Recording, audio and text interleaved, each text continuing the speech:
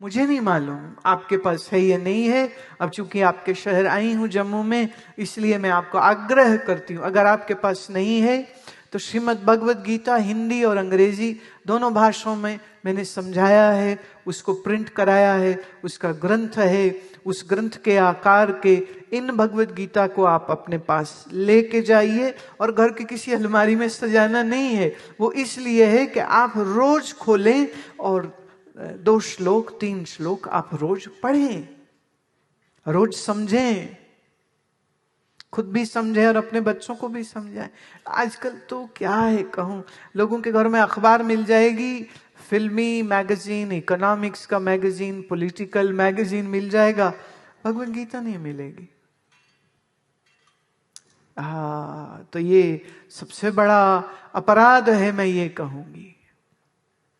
मंदिर सुंदर है, जाया करो, दर्शन करो, पर याद रहे जिंदगी में चेंज जो है वो ज्ञान से आता है।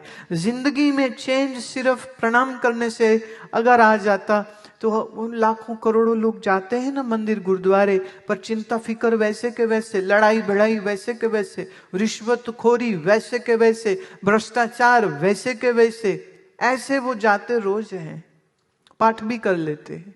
कईयों के घर में मैंने देखा पक्के पंडित जी लगे, रोज सुबह आते, हवन भी करते, पूजा भी करते, शंख भी बजते, घंटियां भी बजती, और मैं देखती हूँ इस इंसान को, जिस इंसान के जुबान पर अपने नौकरों के लिए सिवाय गालियों के और कुछ नहीं होता। एक बार ऐसी वो गाली गलौज कर रहा था और मैं कमरे से आ गई बाहर, तो एकदम उसकी जुबान लरस गई और उसको कहते जा जा जा जा तू जा। जी तो बड़ा किया, पर मैंने कहा नहीं, अभी रुक के, अभी नहीं कुछ इसको कहती हूं। जो इंसान को इंसान नहीं समझ सकता, जो इंसान को इंसान नहीं समझ सकता, जो इज्जत किसी को उतनी देता है जितनी उसके जेब में पैसे होते हैं, ऐसे व्यक्ति को मैं धार्मिक कैसे कहूं? नहीं कह सकते। ये छोटी बातें हैं पर बड़ी जरूरी बातें हैं। इन बातों को आप अपने गांठ बांध लीजिए। हमारे मन की ट्रेनिंग बड़ी गलत है। भगवान नाम स्मरण के बगैर मुख में अन्न का दाना नहीं जाना चाहिए। आज ले लो संकल्प कि सुबह उठ के सबसे पहले स्नान करके हम आसन बिछा करके भले 1 माला गायत्री की करो, भले तुम 2 माला ओम नमः शिवाय की करो, भले तुम 1 माला गुरु नानक साहब का दिया प्रसाद मूल मंत्र आप भले उसकी करो, लेकिन बिना मंत्र जप किए आप कुछ खाएंगे नहीं। हमारा खाने का अधिकार कहां है? श्री कृष्ण गीता में कहते हैं जो भगवान का स्मरण किए बगैर भोजन खाता है वो भोजन नहीं, पाप खाता है। ये पाप हो गया। और अगर ईश्वर स्मरण करने के बाद आप भोजन खाएंगे फिर तो क्या ही बात सुंदर हो जाएगी। जय प्रसाद छत्ती अमृत खाए, तिस ठाकर को रख मन माए। किसने दिए तुम्हें ये सब खाने के पदार्थ? तुम कहते हो मैं कमाया मैं कमाया। अरे पागला, तेरे को शरीर किसने दिया? इस शरीर में चलने की ताकत किसने दी? इस सोचने की शक्ति बुद्धि में किसने दी? ये देखने की शक्ति आंख में किसने दी? ये सुनने की शक्ति कान में किसने दी? ये बोलने की ताकत जीभ में किसने दी? जिस ईश्वर ने दी उसको भूल जाओगे तुम। इसलिए पहले ये नियम का पालन खुद करें, फिर आप जैसा करेंगे आपके बालक बालिका भी वैसे ही करेंगे। आप सारा दिन पैसा पैसा पैसा पैसा पैसा करते रहते हो, और छोटे छोटे बच्चे भी पैसा पैसा पैसा करते। एक बार आश्रम में एक परिवार आया मिलने, तो उनका कोई 6-7 साल का लड़का था। तो मेरे से ऐसे ही हंस रहे थे मैं उसके साथ। उनका दरियों का काम था। तो मैंने कहा बेटा दरियां तो हमें भी चाहिए, तो तुम देख लो हमारी कितनी जगह है, इस हॉल के लिए दरियां चाहिए। तो कहता है एडवांस दो। एडवांस दीजिए। अब 6 साल का बच्चा एडवांस बोल रहा है। मैंने कहा नहीं, हम तो COD करते हैं, कैश ऑन डिलीवरी। जब डिलीवरी होगी तुम देंगे पैसे। तो वो भी आगे से ढीठ होके कहता नहीं जी हम तो पहले एडवांस लेते हैं और फिर माल देते हैं, तो आपको एडवांस देना पड़ेगा। तो उसका बाप भी हंस रहा है और हम भी हंस रहे हैं कि कैसा बालक भोली बात कह रहा है, पर कितनी उसने गहरी बात कर दी। मैंने कहा हाय तू सारा दिन इस बच्चे के सामने बैठा पैसा पैसा पैसा पैसा पैसा करता है, तेरा लड़का भी शुरू हो गया पैसा पैसा पैसा। कल ही मैंने बात करी ना भक्त प्रहलाद की। प्रहलाद जब अपनी मां के गर्भ में थे, कयाधु की गर्भ में थे, तो उस काल में ये देव ऋषि नारद के आश्रम में रही थी। और देव ऋषि नारद के आश्रम में सुबह से लेकर रात तक नामस्मरण होता है, नामस्मरण होता है, नामस्मरण होता है। कयाधु थी तो असुर परिवार से, लेकिन इस वातावरण में रहते रहते गर्भस्थ बच्चा भी नारायण नारायण नारायण सीख गया। और जब 9 माह बाद उसका जन्म हुआ तो माता अपने बच्चे को देव ऋषि नारद की गोदी में डालती है और कहती है अब इसका नामकरण तो आप ही कर दो। इसका पिता हिरण्यकश्यप तो तपस्या करने चला गया था और पीछे से कोई उस देवी को नुकसान नहीं पहुंचाए, इसलिए वो नारद जी उसको अपने आश्रम में ले आए थे ताकि उसकी रक्षा सुरक्षा रहे। तो कहते इसका नाम रखो। तो नारद जब देखते हैं तो कहते अरे इस बालक के मुंह पे तो आह्लाद है। हिंदी का शब्द आह्लाद मतलब प्रसन्नता। ये कैसा बच्चा है, इसके मुख पर आह्लाद है जो बढ़ता जा रहा है। प्र जो हिंदी का है ना अक्षर, प्र मतलब that which progresses, that which keeps on growing. प्र आह्लाद, जिसका आह्लाद बढ़ता चला जाए उसका नाम प्रहलाद। समझ रहे हो? हमारी भारत की संस्कृति क्या कहती है? संतों से नाम रखवाया, ऋषियों से नाम रखवाया। जब तक ऋषियों से नाम हो रहे थे बड़े अच्छे नाम थे। आजकल मैं बच्चों से पूछती हूँ कहीं क्या नाम है, बोले शैंकी है। What is that? क्या नाम है? बोले सिल्की। तो मुझे याद आया, मतलब बिल्कुल सच्ची बात है, जब मैं घर में रहती थी बच्चे थे तो हमारी एक कुतिया थी, उसका नाम हमने सिल्की रखा था। आइए पढ़ी लिखी लड़की कहती मेरा नाम सिल्की। मैंने कहा तेरा नाम किसने रखा? क्या दुश्मनी निकाली तेरे साथ? सिल्की ये क्या नाम हुआ? ये क्या नाम हुआ? नाम का कुछ अर्थ भी तो होना चाहिए।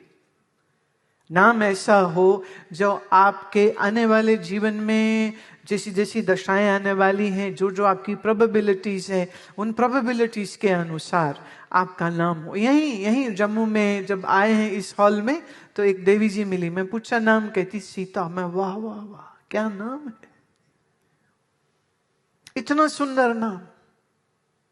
हो सकता है कभी उन्होंने खुद अपने नाम की इतनी तारीफ न सुनी हो जितनी हमने कर दी, क्योंकि ऐसा शुभ नाम है आपका। महादेवी, महासती, श्री राम की अर्धांगिनी, शक्ति स्वरूपा, क्षत्राणी, युद्ध कौशल में अद्भुत, ज्ञान कौशल में अद्भुत, ऋषि याज्ञवल्क्य और मैत्रेयी से जिसने ब्रह्म ज्ञान प्राप्त किया था, जिसके पिता राजा जनक हैं जो विदेह मुक्त है, उन्होंने अपनी पुत्री का नाम रखा था सीता। तो नाम तो ऐसा ही होना चाहिए।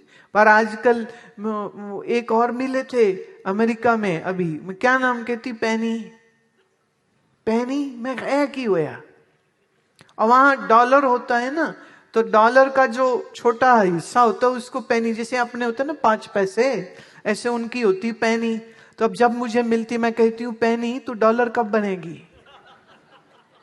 तू पैनी ही रह जाएगी, तेरी डॉलर नहीं तेरी बनने वाली तू कभी। ये क्या नाम हुआ? एक हमारे ताइवान में भक्त थे, ताइपे में रहते थे। मैंने उनको पूछा मैं क्या नाम है? कहते दौलत चंद। में हाय हाय एक ही नाम है, but this is no good name. मैं आप मुझे बताओ आप किसको, भगवान के किस स्वरूप से आपकी ज्यादा प्रीति? बोले मेरा बहुत प्यार श्री कृष्ण से है। मैं ठीक है, फिर आज से आपका नाम कृष्ण है। उनका नाम तो पहले दौलत चंद दारियाणी, अब उनका नाम हो गया है कृष्ण दारियाणी।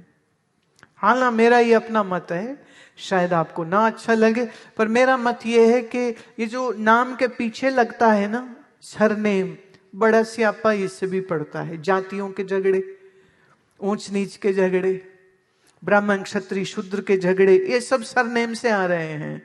अगर सिर्फ एक ही नाम रहे अथवा कुछ ऐसा शुभ कार्य हो जो हमको दूसरों से जोड़ रहा हो, वो अच्छा होगा। अब हमारे मन की आदतें हैं गंदी, आलस्य, भजन करन को आलसी, भोजन को तैयार। आप में कितने लोग ऐसे हो? भजन करना है, नींद आ रही है, कल कर लेंगे। अरे रोज की करना, भगवान कहीं जा रहे हैं, कर लेंगे कर लेंगे। आज ना पीठ दुख रही है, आज ना नींद आ रही है, आज ना सिर दुख रहा है, आज ना वो भूख लगी हुई है, आज हमने बाहर जाना है। रोज बहाने तैयार होते हैं। तो उनके लिए ये दुआ है, भजन करन को आलसी, भोजन को तैयार, तुलसी ऐसे जीव को बार बार धिक्कार। लानत है, कोई चंगी चीज नहीं निकल के आनी सी। भोजन को तैयार, भजन को आलसी, ऐसे कैसे? ऐसे कैसे? होना ये चाहिए कि भोजन हम संयमित करते हैं और कम करते हैं, पर भजन के लिए हम हमेशा तैयार होते हैं। पर भजन करने की युक्ति सीखोगे तभी तो मजा आएगा। अगर आपने युक्ति नहीं सीखी, लोग कहते हैं अच्छा हम ना आंख बंद करके बैठ गए और भगवान का हम नाम सुमिरन करते ना, मन नहीं लगता। ये तो ऐसे हो गया कि आपका 14-15 साल का लड़का जाके कार की ड्राइविंग सीट पे बैठ गया और उसने कहा लो जी मैं तो रहा हूं, गाड़ी चलाने लगा हूं। आजकल वैसे कई बार लोग समझते नहीं है, माँ बाप बड़े खुश होते, ले मेरा लड़का तो 14 में कार चला लिया, 12 में चला लिया, 15 में चला लिया, बिना इस बात की फिक्र किए कि राइट ट्रेनिंग के बगैर, लाइसेंस लिए बगैर जब ये गाड़ी लेकर के जाएगा रोड पर, या मरेगा या मारेगा किसी को, तो ये गर्व करने की बात तो नहीं है। पर पता नहीं लोगों को क्या मजा आता है रूल तोड़ के, नियम तोड़ के। सिखाओ पहले। अच्छा भोजन कौन बनाएगा? जिसको बनाना आता है। हम एक के घर गए तो वो बात शुरू हो गई कि आप सुबह में क्या खाएंगे। मैंने कहा आपको जो आता है बनाना वो बना देना, पर हल्का बनाइएगा। तो पति देव धीरे से बोले, कहते बातें बड़ी अच्छी बनाती है, ये बातें बड़ी अच्छी बनाती है, खाने का तो पता नहीं। तो पत्नी ने ऐसे घूर के देखा ना, बेचारा चाऊ चाऊ करता ना कमरे से, कुत्ते की तरह बाहर निकल गया था। कहती कोई इज्जत ही नहीं इस घर में, 30 साल हो गए रहते हुए, अभी भी कहते खाना नहीं आता, खा खा के ही तो इतने बड़े हुए हैं। पर एक्चुअली जब उसने खाना बनाया तो मुझे पति की बात बड़ी अच्छी तरह से याद जोर जोर से आई कि बातें ही अच्छी बनाती है, खाना तो बेचारी को आया नहीं बनाना। हम अच्छा खाना बनाते हैं कब? जब हम सीखते हैं, when we learn from right source। हम कपड़े अच्छे सिल सकते हैं तब जब हम किसी से सीखते हैं। ऐसे ही आप भजन अच्छा कब कर सकेंगे? जब आप ठीक तरीके से सीखते हैं। अगर आपने किसी संत से सीखा नहीं है तो आप ठीक से करेंगे कैसे? तो खाली बातें नहीं बनानी चाहिए, हम भगवान को याद करते। याद रहे, मंदिर जाना काफी नहीं है, मन का अंतर्मुखी होना जरूरी है, मन का शांत होना जरूरी है। दुनिया की ऊहा पोह से, राग द्वेष से, दौड़ भाग से, चिंता फिकर से बिल्कुल परे करके अपने मन को शांत बना देने का नाम सुमिरन करना होता है। तो मंत्र जब भी करना है तो उसके लिए भी विधि होती है। इसीलिए हमारे यहाँ प्रचलन है कि किसी श्रोत्रिय ब्रह्मनिष्ठ गुरु से, महात्मा से आप मंत्र दीक्षा प्राप्त करते हैं। दीक्षा मतलब क्या? ऐसा नहीं, कई लोग बोलते असी ना फलानु गुरु बना लिया, और मैं बेटा तू की गुरु बनाएगा। जो गुरु है, गुरु मतलब जिसके पास ज्ञान का गुर माने आर्ट, टेक्निक है, वो गुरु है। और जिसके पास नहीं है वो खाली चोलाधारी है, भेखधारी है, फिर तो बेवकूफ बनाएगा वो तो तुमको। जिसके पास ज्ञान की कला है, ज्ञान का विज्ञान है, जो आपको योग और वेदांत में भली भांति प्रवेश करा सकता है, जगत क्या है, तुम क्या हो, ईश्वर क्या है, परमात्मा क्या है, मृत्यु क्या है, आदि आदि इन सब विषयों के ऊपर जो तुम्हारी समझ को बढ़ाता है, ऐसे किसी महात्मा से पूछ लेना चाहिए, समझ लेना चाहिए कि हम सुमिरन कैसे करें जिससे हमारा मन आनंद का अनुभव कर सके। हालांकि मंत्र से शुरुआत होती है, लेकिन मंजिल तो थोड़ी और आगे है। मंजिल आगे कैसे है, उसके लिए श्री भगवान कहते हैं, सर्वद्वाराणि संयम्य मनोरिद्धि निरुध्य च मूर्धन्यार्धायात्मनः प्राणम् आस्थितो योग धारणा। वाह। शरीर के 9 द्वार हैं, 2 आंख, 2 कान, 2 नासिका, 1 मुख और 8वां और 9वां मलमूत्र का द्वार। ये जो छिद्र हैं, ये सर्व द्वारों को बंद करके, मन का संयम करके, हृदय को निरुद्ध करके, मूर्धन्यात्मात्मना, मूर्धन्य पर ध्यान को टिका के, प्राणम आस्थितो, अपने प्राणों को स्थित करना, इसे हम योग की धारणा बोलते हैं। एक ही श्लोक में श्री कृष्ण क्या कुछ कह गए हैं। पहला, स्वर द्वार को बंद कैसे करते उसकी विधि। 2, संयम। 3, मन का एकाग्र होना। 4, हृदय का निरुद्ध होना। 5, मूर्धा पर ध्यान टिकाना। और 6, प्राणों को स्थित करना। अब ये सब कुछ अगर कोई सीखता है तो हम उसी को योग का साधक कहते हैं।